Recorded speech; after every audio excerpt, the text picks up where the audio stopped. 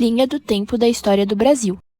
A chegada dos navegadores portugueses ocorreu no dia 22 de abril de 1500, quando a frota comandada por Pedro Álvares Cabral desembarcou na região que hoje corresponde a Porto Seguro, na Bahia.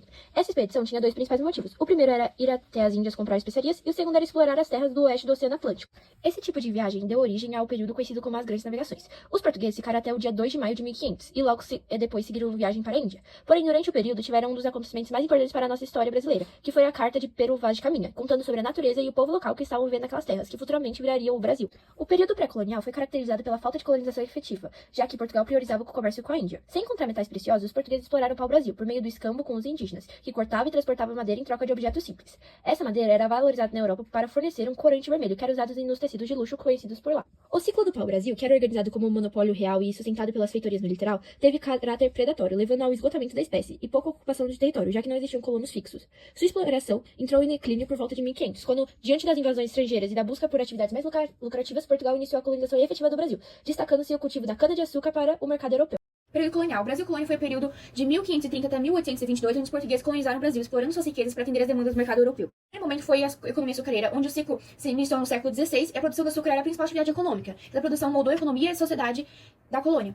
O sistema que era utilizado era o de plantation, onde tinha monocultura, o trabalho escravo e os grandes latifúndios. Escolheram o açúcar por conta do lucro que ele gerava e porque era bem produzido aqui no Brasil. O sistema administrativo das capitanias hereditárias foi implantado em 1574, dividindo o território em faixas de terra doadas aos donatários, para promover a ocupação, exploração e proteção do território brasileiro contra as invasões. Os donatários apenas administravam e respondiam ao rei.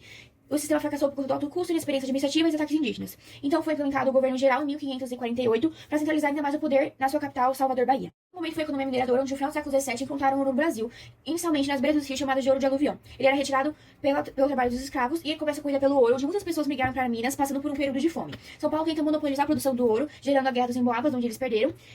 E há diferentes visões sobre os bandeirantes, porque eles perseguiam os indígenas e os escravizavam, mas eles também foram responsáveis por colonizar e desbravar o território. Não lucrava com ouro por meio dos impostos, só que havia muitas formas de sonegação, dentre eles o contrabando do ouro nos Santos, que era o famoso Santo do Pauoco, onde gerou na expulsão dos padres jesuítas aqui do Brasil. Com isso, as ordens religiosas leigas conseguiam construir as igrejas e destacou o estilo barroco no Brasil e a literatura, o arcadismo. A vinda da família real portuguesa ao Brasil em 1808 foi uma estratégia do príncipe regente Dom Pedro VI para proteger Portugal da invasão das tropas de Napoleão após o descumprimento do bloqueio continental. A transferência contou com o apoio da Inglaterra, que também ajudou a expulsar os franceses da Península Ibérica e marcou o início de uma nova fase na história do Brasil, com a chegada da corte primeiro a Salvador e depois ao Rio de Janeiro. O Brasil foi proclamado em 7 de setembro de 1822 por Dom Pedro, onde ele foi coroado imperador do Brasil, com o título de Dom Pedro I, que ocupou até 1871.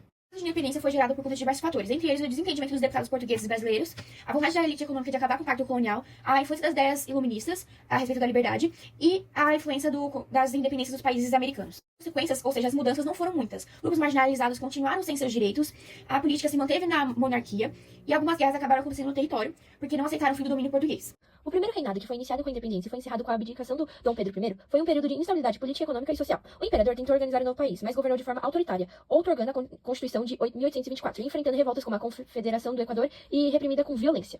No campo externo, o Brasil perdeu a Guerra da Cisplatina, que resultou na independência do Uruguai, e trouxe desgaste tanto militar quanto diplomático. Internamente, a crise econômica, os gastos do Estado, a inflação e a aproximação de Dom Pedro I com o interesse dos portugueses aumentaram o descontentamento da população local. E diante dessa pressão, o imperador abdicou no dia 7 de abril de 1831, em favor do seu filho, Dom Pedro II, que até então tinha 5 anos. Ele conseguiu iniciar um período conturbado que foi conhecido como período regencial. O período regencial foi a fase de transição entre o primeiro e segundo reinado, marcado pela abdicação de Dom Pedro I e pelo governo dos regentes, já que Dom Pedro II ainda era menor de idade. Essa etapa foi caracterizada por uma intensa instabilidade, tanto política quanto social, com disputas entre diferentes grupos sociais, como os liberais moderados, liberais exaltados e restauradores, e por revoltas provinciais, como a capanagem, a balaiada, entre outras, e a Revolução Farroupilha, que exigia muitas mudanças e maior autonomia. O período chegou ao fim com o golpe da maioridade, em 1840, quando Dom Pedro II foi antecipadamente coroado imperador, dando início ao segundo reinado. O reinado de 1840 até 1889 foi quando o Brasil se consolidou como uma nação. Ele começou com o golpe da maioridade por conta de uma série de rebeliões durante o período regencial. Além disso, foi marcado pela presença de dois partidos políticos, o Partido Liberal e o Conservador. Os partidos tinham as mesmas ideias, porém se diferenciavam por conta do poder central. Os liberais defendiam a autonomia e os conservadores a centralização desse poder.